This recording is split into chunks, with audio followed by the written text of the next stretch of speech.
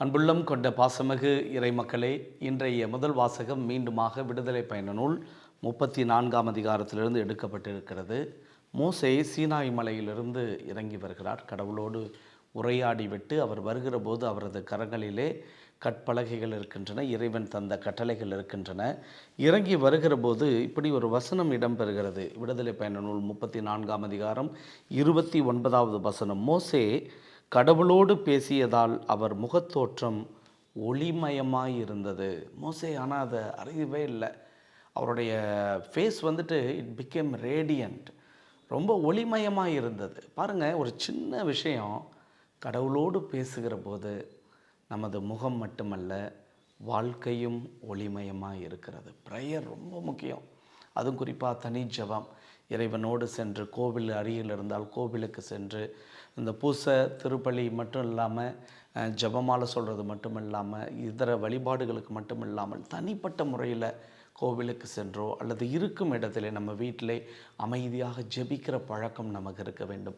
When we pray God acts. அதை மறந்துடவே கூடாது. நாம் ஜெபிக்கும்போது கடவுள் செயல்படுகிறார்.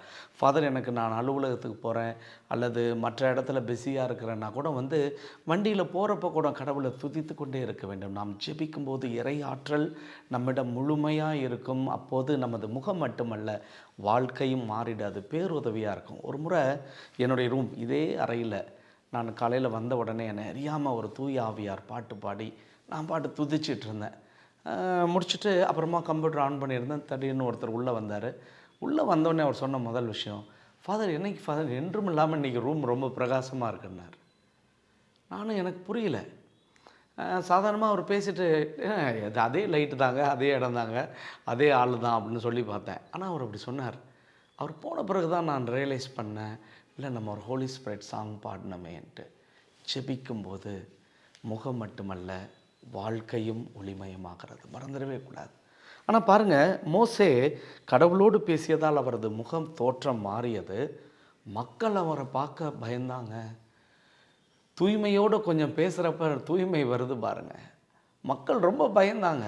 அவருடைய முகத்தை பார்க்க அஞ்சினர். அடுத்து வரும் பாருங்கள், மோசே மக்கள் கூட்டமைப்புக்குள் வருகிற போது ஆரோன் எல்லாருமே அவரை அருகில் சென்று அவரை பார்க்கவே பயந்தாங்க.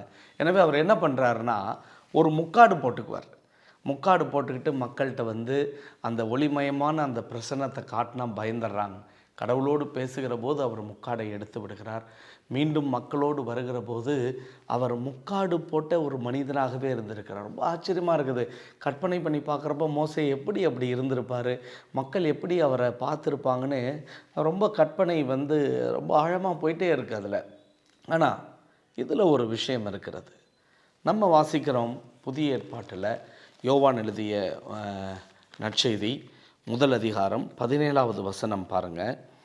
திருச்சட்டம் மோசே வழியாக கொடுக்கப்பட்டது, அருளும் உண்மையும் இயேசு கிறிஸ்து வழியாக வெளிப்பட்டன. ஒரு பக்கம் முக்காடு போட்ட ஒரு மனிதர், அவர் கடவுளோடு பேசினார், அவரிடத்திலே ஒளிமயம் இருந்தது. ஆனால் மனிதர்களிடத்திலே அந்த ஒளி இல்லை. அவரிடத்திலே சட்டம் இருந்தது.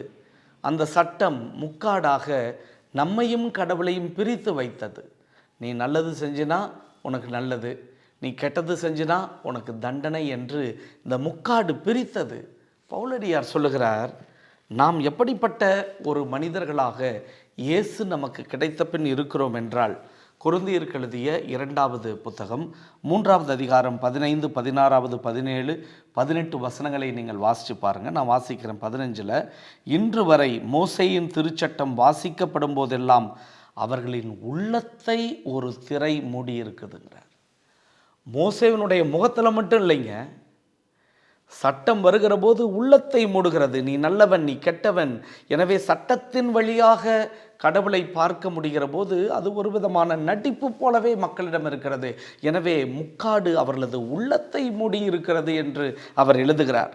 ஆனால் ஆண்டவர் பால் திரும்பினால், வசனத்தை பாருங்க, 16வது வசனம், இயேசுவின் பால் நீங்கள் திரும்பினீர்கள் என்றால் அந்த திரை அகற்றப்படும். நான் அப்படியே கற்பனை பண்ணி பார்த்தேன். மோசஸ் மலையிலிருந்து இறங்கி வந்தார். அவரது கரங்களில் கட்டளைகள், நம் ஆண்டவர் இயேசு கிறிஸ்து கல்லறையிலிருந்து வெளியே வந்தார்.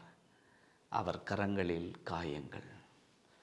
கட்டளைகள் பயமுறுத்தின, காயங்கள் ஆற்றுப்படுத்தின. கட்டளைகளால் உள்ளத்தில் ஒரு திரை உண்டானது, காயத்தால் மத்தேயு நற்செய்தி 27 நம்ம வாசிக்கிறோம் பாருங்க. அந்த கோவிலின் திரைச்சீலை இரண்டாக கிழிந்தது. ஆண்டவரே, இவர்கள் அறியாமல் செய்கிறார்கள், இவர்களை மன்னியும் என்று தனது உயிரை கொடுத்த போது, மக்கள் இனத்திற்காக அவருடைய பாவ கழுவாயாக தன்னை தந்தபோது அந்த திரைச்சிலை கிழிந்தது என வாசிக்கிறோம். பாருங்க, மோசேவை பார்க்க மக்கள் கூட்டம் அஞ்சியது. நெருங்கி வர அஞ்சினார்கள். உயிர்த்த ஆண்டவரை மகதல மரியா சென்று தழுவிக்கொள்ளுகிறாள்.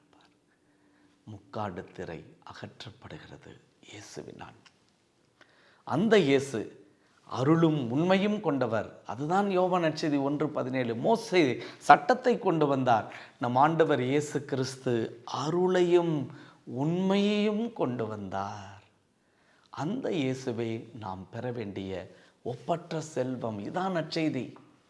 பாருங்க, புதையல் ஓமை, முத்து ஓமை, அதுதான் நமக்கு சொல்லி காட்டுகிறது. வயலிலே ஒருவன் ஒரு புதையலை பார்க்கிறான். அப்பா, இவ்வளோ பெரிய புதையல்ரா, இந்த புதையலை பெற்றுக்கொள்வதற்காக தனக்குள்ளதையெல்லாம் விற்று விடுகிறான். பாருங்க, அந்த ஒரு புதையலுக்கு தனக்குள்ளதையெல்லாம் விற்று விடுகிறான். இயேசு என்னும் ஒப்பற்ற ஒரு புதையலை பெற்றுக்கொள்ள, உன் வாழ்வை மாற்றிக்கொள்ள நீ தயாரா? உன்னை விற்றுவிட நீ தயாரா? நேற்று ஒரு பொண்ணு எனக்கு ஃபோன் பண்ணாங்க. இப்போ தான் கல்யாணம் ஆணுச்சு.